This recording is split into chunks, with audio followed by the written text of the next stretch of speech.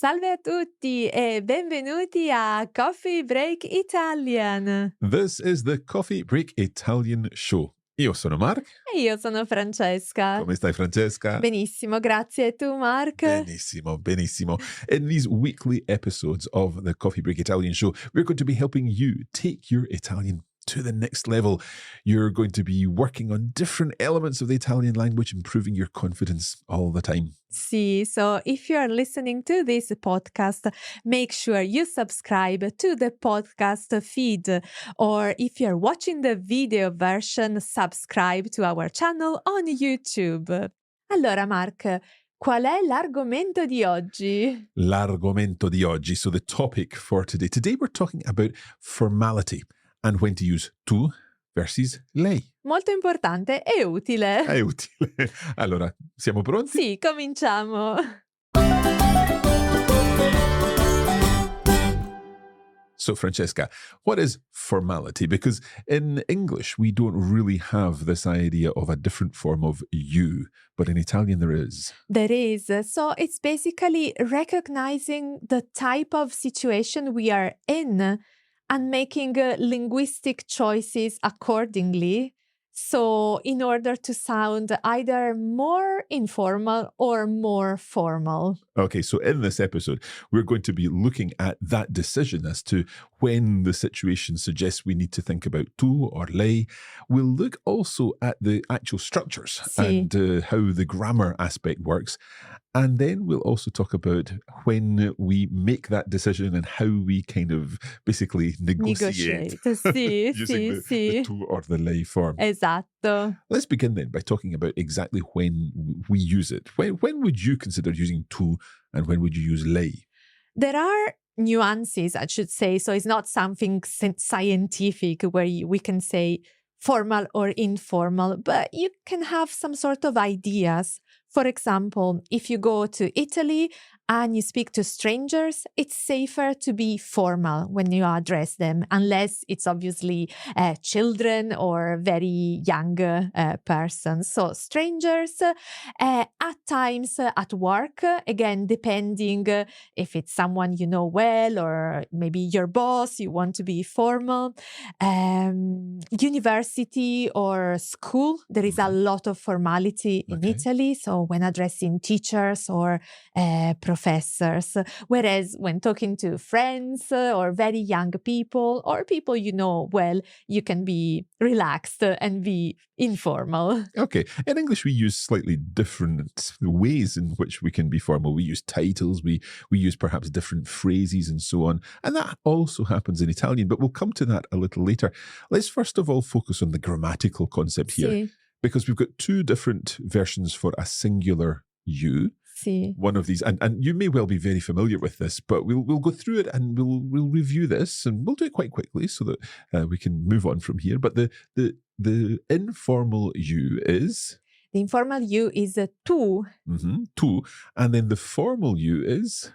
becomes lei. So we might be familiar with lei meaning she, as in lei canta, she is singing.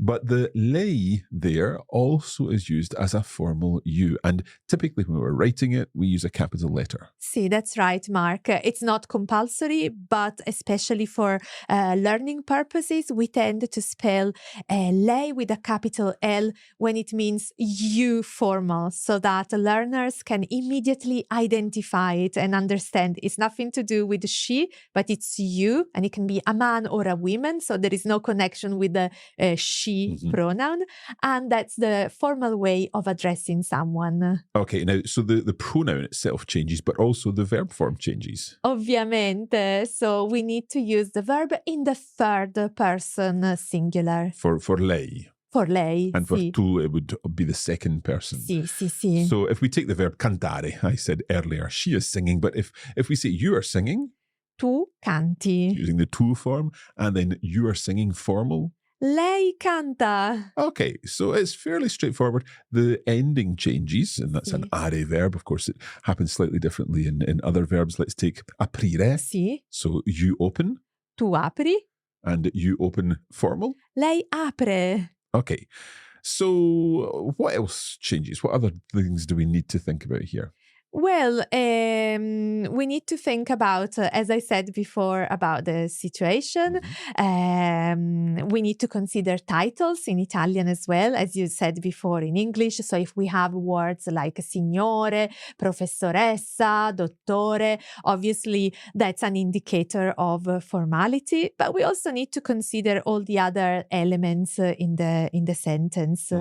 So if we, I'm thinking, for example, if we say excuse me, we need to think about, am I saying excuse me to someone I know, or am I saying excuse me in a formal situation? And that imperative form changes too. Sì, that's a verb, as you have just said. It's an imperative. So if I speak to my friend, I would say scusa. And if you're speaking in a formal sense, then you would say scusi. Esatto, Mark, bravissimo. Molto importante. You said about titles and so on there. You mentioned teachers and professors and so on. And it made me think, in English, we obviously don't have this you, the difference in you, but we also, I guess it's a little bit similar to using first names. Sì. I remember I was working with one of my former teachers, and we were working on a project together. And I found it really difficult to use her first name, but she said, Mark, you need to call me Francis. I was like, I can't call you Francis. I normally call you by your second name. Is that a little the same? You know, Mark, this makes me think about something very similar that happens to me every time I go back to my native village in Italy. I often bump into my primary school teacher, Angela.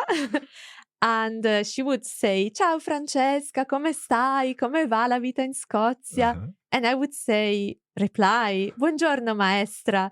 And her reaction is always, Ma Francesca, diamoci del tu, siamo colleghe. And I just can't because she's my teacher and I was used to talking to her formally as a child. Yeah. So I just cannot make that switch.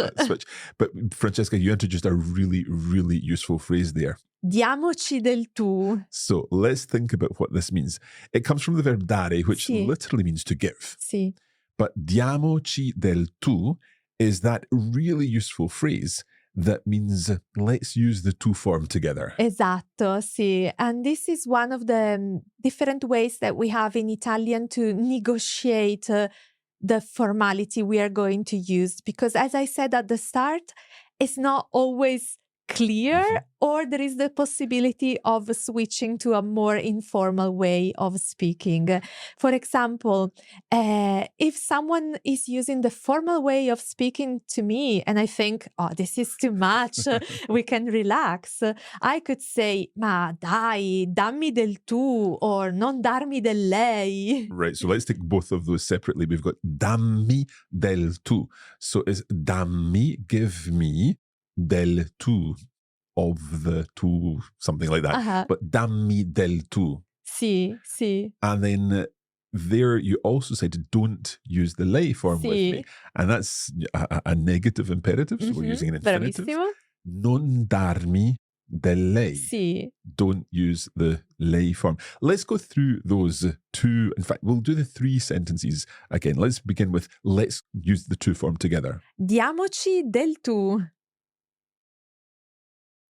Okay, we'll have some space for you to repeat there. What about call me tu? Use the tu form with me. Dammi del tu. And don't use the lei form with me. Non darmi del lei. Okay, Francesca, I've got a question. Okay. Does it ever happen that you get to a point in, let's say, a working relationship where you perhaps, imagine you're at a conference. Okay. You're on in the conference during the day with all your colleagues, and then in the evening, perhaps you're in the bar, you're having a drink with your colleagues, and you think, diamoci del tu. Sì. Does it ever happen that the next morning when you're back together, you go back to the lei form? It could happen, although normally when people agree on the level of formality they are going to use, they normally stick with it. But as I said, some people just don't feel comfortable maybe switching to the tu form because they think they have to show the extra respect, politeness. Yeah. So it's a very personal choice. And it's also, in contemporary Italian, is also disappearing a little bit. People tend to be a little bit more informal these days. Interesting.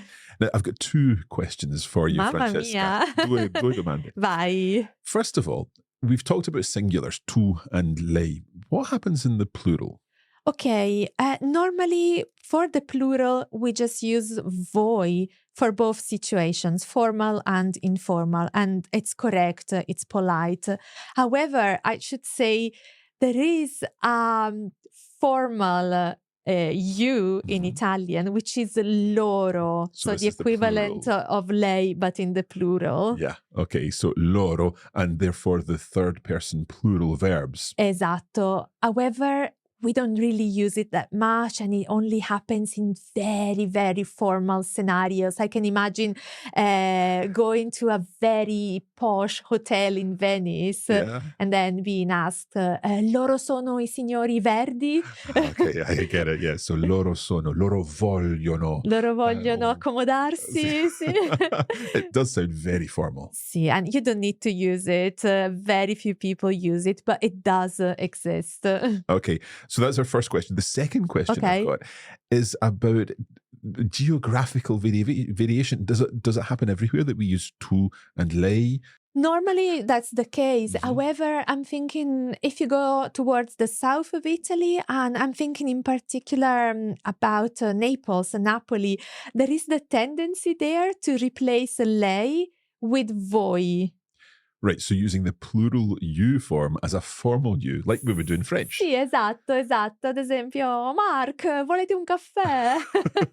That sounds strange to me, but yeah, you may well hear that in certain parts of the world. Sì. So today we've been looking at tu and lei, and most importantly, when to make that distinction, when to use the different forms. We've covered also the idea of reaching the point in the relationship or reaching the point in the conversation where you want to move on, and those phrases were again? Diamoci del tu, non darmi del lei, dammi del tu. Perfetto, okay. And we've also talked a little about geographical variation and the idea of the plural forms too. Well, thank you for all of those examples, Francesca, and I think we'll round things off there.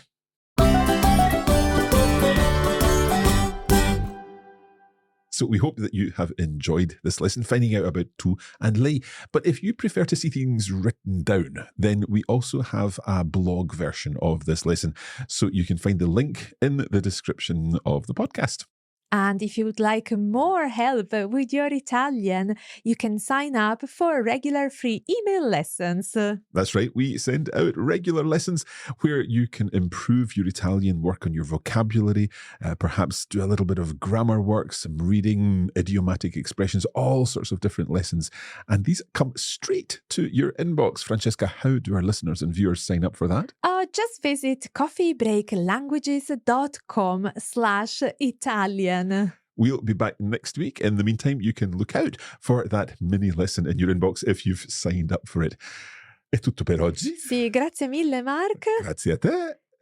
Happy coffee breaking. Ciao, ciao.